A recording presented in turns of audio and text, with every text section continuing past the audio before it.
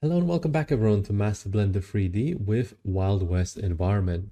In the last lesson we left ourselves off by getting last back pieces finalized, a bit of smaller items and whatnot for windows and the sign placement. But now we're going to continue on with setup of additional props.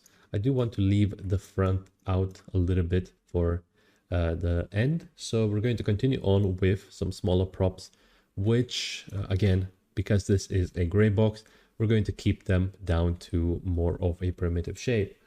Let's go ahead and start off with a cylinder like so. I'm going to click GZ, move it upwards, and just to make sure it's the origin point, this orange dot is downwards so we can have a nice scalability.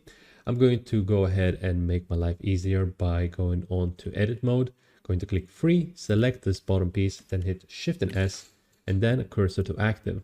Now using this cursor, we can do the same setup as origin to geometry, origin to 3D cursor. There we go. And we're going to get ourselves the same result as we did previously in the past by just moving the primitive upwards and then setting up the origin point underneath. All right, so we're going to think about the scalability for these crates and whatnot for the barrels. I'm going to move this person off to the side like so. Turn this around even. At this point, it can be facing forwards. And now we can click 1 and see how it looks like in regards to the person. So something like this is going to be quite all right. If we look at the examples over here, best example would be probably here. We can see that it's getting to its hip section. So that's around the area that we want to go in regards to this setup. Maybe we want to also make them a little bit thicker so we know where they're touching and whatnot. These barrels do look quite thick. They are expanding and whatnot in the middle, which we're going to be working, but it's best when working with Greybox to have a bit of a larger box instead of a smaller. Otherwise, you'd be forced to shrink them down, for example, so they wouldn't be touching and whatnot or colliding with one another. So it's easier to work with larger gray box items rather than smaller and then like overcomplicating yourself with things not fitting in that area. For that reason, I'm going to hit scale, Shift Z, and just upscale it by a little bit too much. Something like this. Perfect. All right, so let's go ahead and think about how it's going to fit in the backside. I'm going to go ahead and just move it up. Move this over here maybe. Yeah. So we're going to fill these with barrels. Like so. If we look at the reference, it has a couple extra barrels. It's more than okay to just leave this as is for now.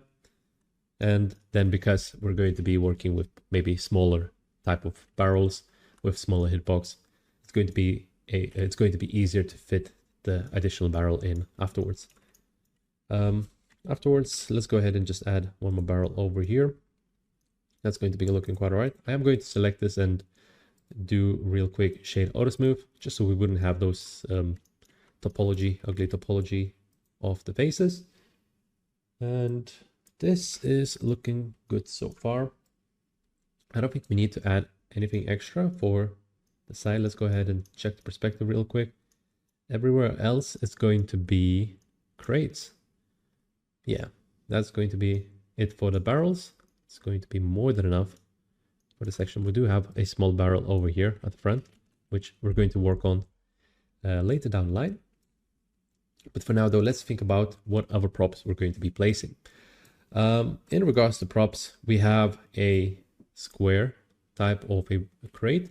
We have also elongated type of crate that has a longer length. And finally, we also have, if we look at which the perspective would that be, this part over here, underneath the water tower, we'd have these kind of bags over here. So it would be either grain and whatnot. They're going to be just additional items, small props for the scene. So all in all, we can just place them around.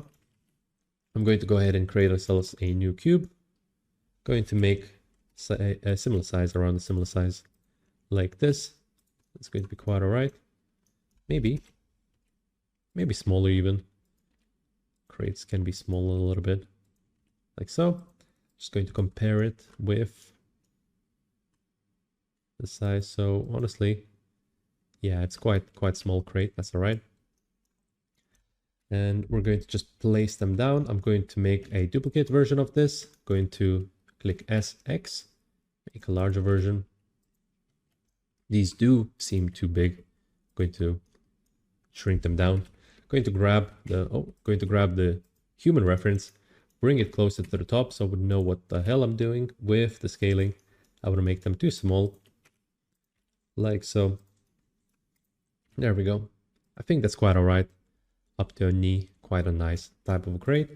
And with this, we can just grab ourselves a nice placement. So notice how every single crate over here is slightly at an angle, slightly scattered and whatnot.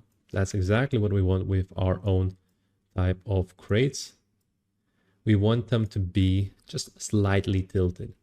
This will give us a nice, more organic type of a look when we're building them. Again, this is just a gray box, so we don't really need to worry about the angle too much, but it will help us if we have it more at a reasonable setup. And I'm just wondering, in comparison to this, we don't have enough space over here to work with. If we look at space over here versus the space of what we have over here, these parts are a little too thick. So let's go ahead and fix that. The easiest way to fix that would be to just probably select this, select both sides like so, and click SY and just scale them downwards like this to a reasonable amount. And select these parts over here, go to edit mode and select these faces like so. Click SX and scale them down a little bit like so. The reason I'm doing it like this instead of just selecting all of them at once is because we want to make sure they don't scale in another weird angle. If I was to have them all selected like this and try to scale them, you can see how it starts behaving weirdly. That's not what we want. So let's make sure this doesn't happen. And that's why I did it in a nicer manner. Let's see what is happening over here. Oh, I see. We need to move this a little bit to the side and just fill in the gap like this. All right, so we're going to have ourselves a much nicer type of a setup. I'm going to double check visually if this is not too high. So it's a smaller space, I think, in comparison. Or actually, this might be quite all right. We might need to adjust it whilst we're working with more detail. But for a Greybox, I think that's more than enough of a setup. All right, so going back to the crates, let's go ahead and work with this.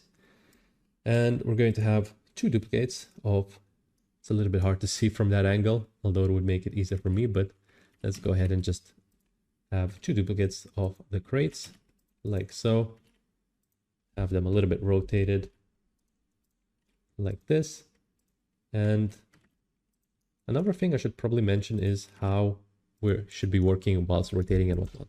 At this point, we should be starting to think in regards to the main camera angle, how it's going to look like. Before we were working on the backside, so it's not as important.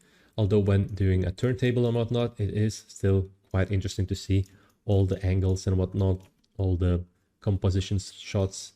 So it is still important to break down the overall surfaces and whatnot with like extensions of a house and whatnot, make it more interesting.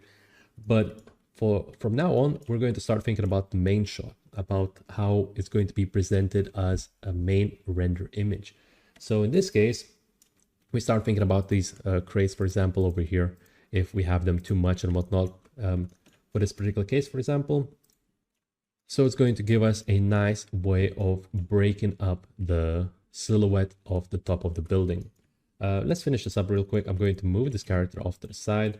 Going to add a bit of additional crates over here, rotate them a little bit like so to get this type of result.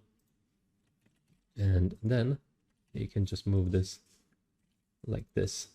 So each crate would be originally rotated. Now, when we're thinking about the angle of a camera.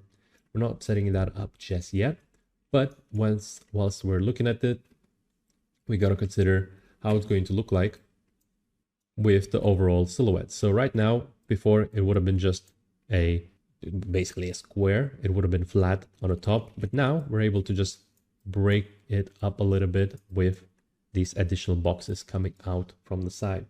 And just to make sure it's not just, pyramids being built because they're just having that triangular shape, we are going to add an additional box at the front real quickly. So just to kind of help us break down this shape pattern, just like that. I think they still need to be a little bit smaller, but again, we can scale them down once we have the proper assets that we're able to work with.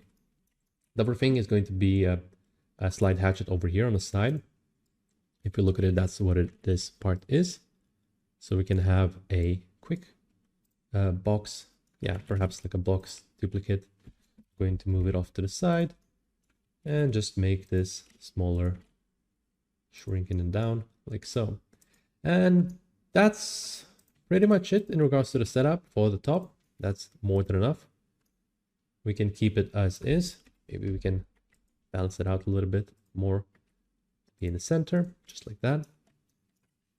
So in the next lesson, we're going to start off with a quick wagon setup on the side, and then we're going to start working with the front as well. So thank you so much for watching, and I will be seeing you in a bit.